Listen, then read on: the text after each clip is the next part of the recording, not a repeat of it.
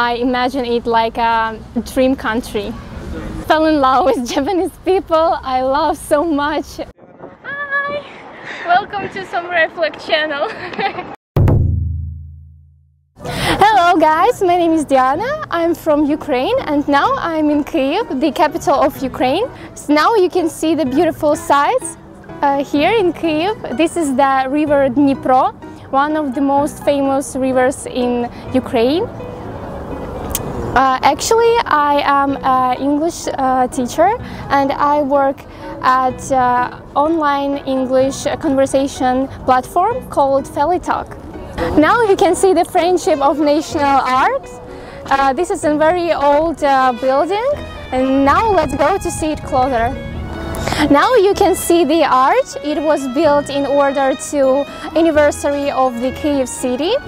Actually, I fell in love in Japan at the age of 13 when I started to watch anime, and I have a big dream to visit Japan one day and to visit my sister who lives there. And I want to see her, her baby, to look at beautiful Japanese sights, Japanese nature, and try the real Japanese food. Here there are a lot of people, a lot of tourists. They enjoy their time here in Kyiv. You can buy any food, any drinks.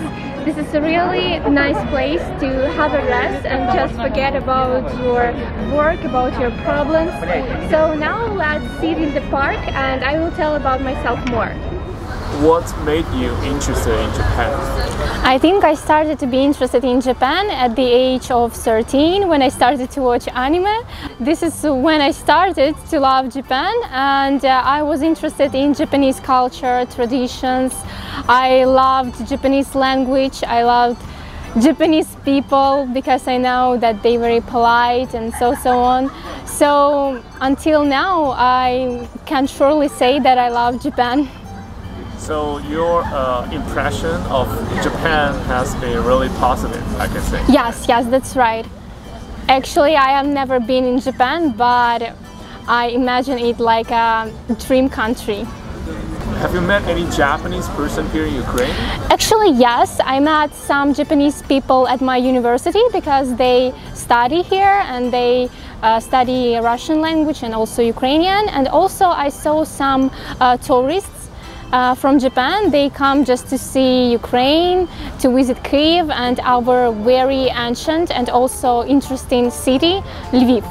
Did you get a chance to talk to the Japanese person, like in the university and tourists on the street? Have you got a chance? Yes, actually I had a chance. I talked to them, and one of my Japanese friend, he came to Kyiv for just to visit Ukraine. So I was like his guide.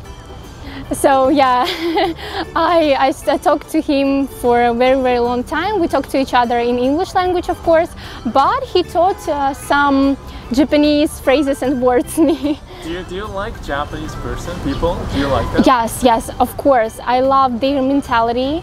They are very polite, respectful, and punctual. Why did you start teaching English? I think when I was younger I started to study English with my tutor, and that woman is really very strong and nice. He helped me to study English. He told me a lot of interesting things about English language, about America and about Great Britain, and I really fell in love with English. So I can surely say that English gives me pleasure. So I really would love to share my English language skills with other people. So I decided to teach English language. Oh, that's a very interesting story. Thank you. So now you have a chance to teach English online, right? You teach at FeliTalk. Yes, right. You teach English to Japanese students. So yes. What's your impression of your Japanese students? I really fell in love with Japanese people. I love so much teaching English to them because they are very hardworking. They always ready to learn something new. I see the desire they have, and also I always have fun with them. It's very easy to work with them. Do you sometimes talk with them in Japanese as well? Yes, I tried. It's like konnichiwa, konbanwa, oyasuminasai, and so on. Arigato.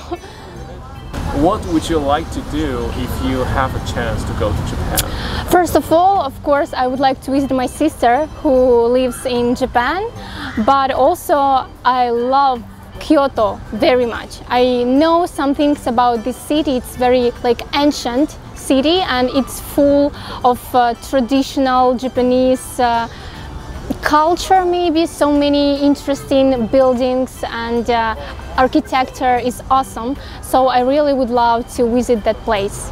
So you would like to go to Tokyo and Kyoto? Yes, yes, exactly. I was gonna ask you which city you would like to go in Japan, right? Oh, by the way, my students told me that some of my students told me that they love Okinawa. Okinawa? Yeah. So I think that maybe it will be interesting. So I would like to visit Okinawa too. Yes, it's very interesting and very beautiful place. Oh, that's great. It's an island. Oh, wow, I want to see it. So today I talked a lot about Japan, and I surely can say that I fond of Japan more and more. So I definitely can say that I want to visit Japan and having fun there. I want to know Japan even more than I know about it now. Thank you so much for watching this video. If you enjoyed it, please subscribe to Samurai Flag channel. Actually, I'm an English teacher at online school FeliTalk. And now for those people who are interested in English language, I want to give you guys some tips for learning English language. So now I want to give you some explanation about the difference between words hope and wish.